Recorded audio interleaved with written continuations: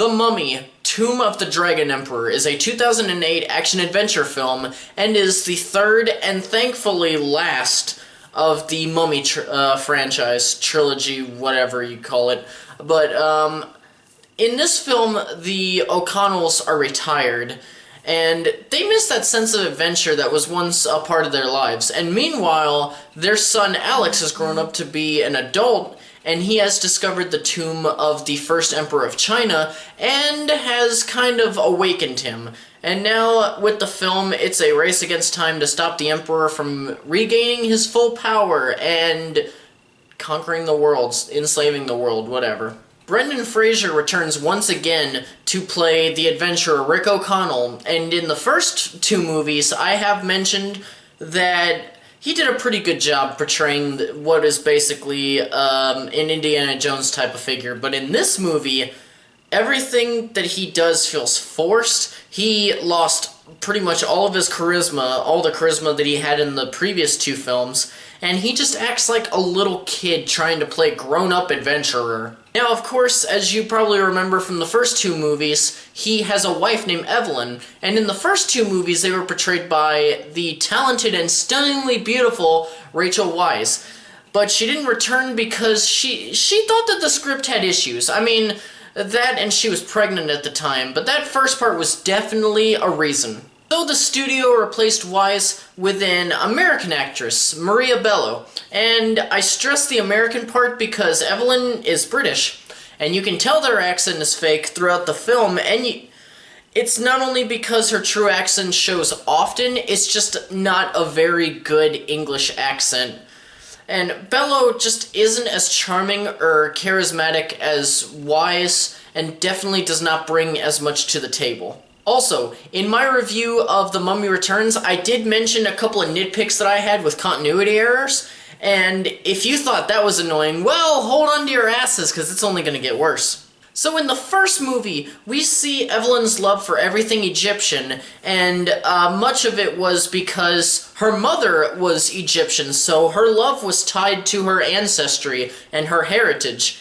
And then in this movie, they just randomly add in, which was not once established in either The Mummy or The Mummy Returns, but they randomly add in that she knows Chinese history and culture very well and can even read Chinese exceptionally well. Why? And for the next actor, let's start with another continuity error. So, it's established, without a doubt, in The Mummy Returns, that Rick and Evelyn's child is British. Not only because of the British accent, but because they actually got a British actor, a British child actor, to play Alex. Luke Ford, the guy who portrays an adult Alex, is an Australian actor playing Alex with an American accent, and a very poor one at that. And I heard way more slip-ups with his accent than I did with Bellows, and that's kinda sad. And if you think the kid playing Alex in the previous movie was bad, which he was, Ford doesn't get any better. Ford gives no personality to Alex whatsoever. The most personality that he really gets stems from this forced chemistry, forced romance between his character and a young Chinese woman who is kind of integral to the plot, but, like, doesn't really need to be there. I don't know, it's one of those things. And Alex is coming on way too hard with this woman, and with their non-existent chemistry, his desire for her just comes across as weird and creepy as fuck. And of course, we have Jet Li playing Qin Shi Huang, which I believe I did actually look up how that's pronounced. If I didn't pronounce it right, and some of you guys actually know the proper way to pronounce it, maybe do it in the comments, or let me know if I did it correctly. I'm really hoping that I did, because I suck with foreign names. But Qin Shi Huang was the Dragon Emperor, the very first emperor of China. And as a performance, Lee does a pretty good job for how little he's in the film. And with the character, they do establish early on that he can command control over the 5 elements, or the five original earthly elements, which was fire, water, earth, wood, and metal. But as the film goes on, and again, continuity issues within the same film that establishes those same rules, they just begin to make up shit, like the fact that he can breathe fire, turn himself into a three-headed dragon, stupid shit like that. Okay, as far as the story goes, even though this is part of the Mummy trilogy, franchise, whatever the fuck you want to call it, this is not a real Mummy movie for two reasons. One, the Emperor and his army were not mummified.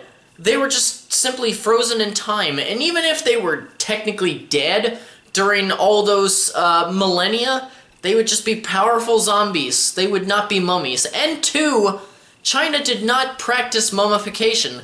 It did happen in China, sure, but pretty much almost all the cases were exclusively accidental. And for more info, please be sure to check out your local Wikipedia page on mummification. Moving on. Another thing that I touched on in my review of The Mummy Returns was how there was this organization whose goal was to resurrect the main villain so that the villain could then enslave the world, and I stated that that other than the blanket statement of, you know, to rule the world, we're not really given anything. But as the Tomb of the Dragon Emperor shows, if something is broken, don't try to fix it, just do the exact same thing and see if it works the second time. We get a rogue Chinese military faction whose main goal is to resurrect the Emperor so that the Emperor can conquer the face of the earth. If it didn't work in The Mummy Returns, it's not gonna fucking work this time! While you can tell that the filmmakers were attempting to cater to a Chinese audience, if anything, I felt like the film was a bit insulting to the Chinese, especially because of all this pro-American dialogue and scenes, including a very useless scene that can only be described as a dick-measuring contest between father and son on which guns are better to use in a gunfight.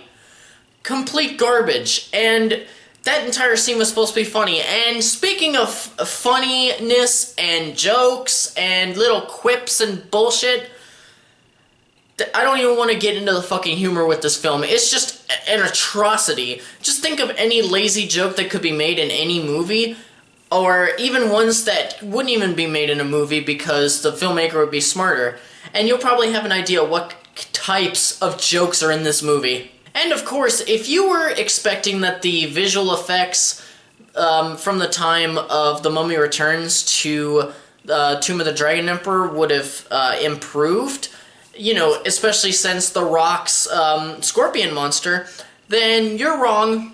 Okay, I'm not that serious. The CGI is a bit of an improvement, but there's still some pretty cringeworthy moments for me, including scenes involving Yeti. The CGI rendered snow monsters are just fucking atrocious and laughable. There's really nothing that I can say about this movie that's good, except that the CGI is somewhat passable.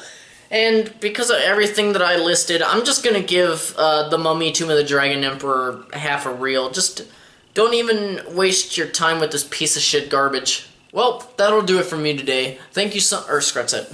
Well, that'll do it for me today. Please subscribe if you haven't already for more reviews and content, and as always, thank you so much for watching and farewell until the next video.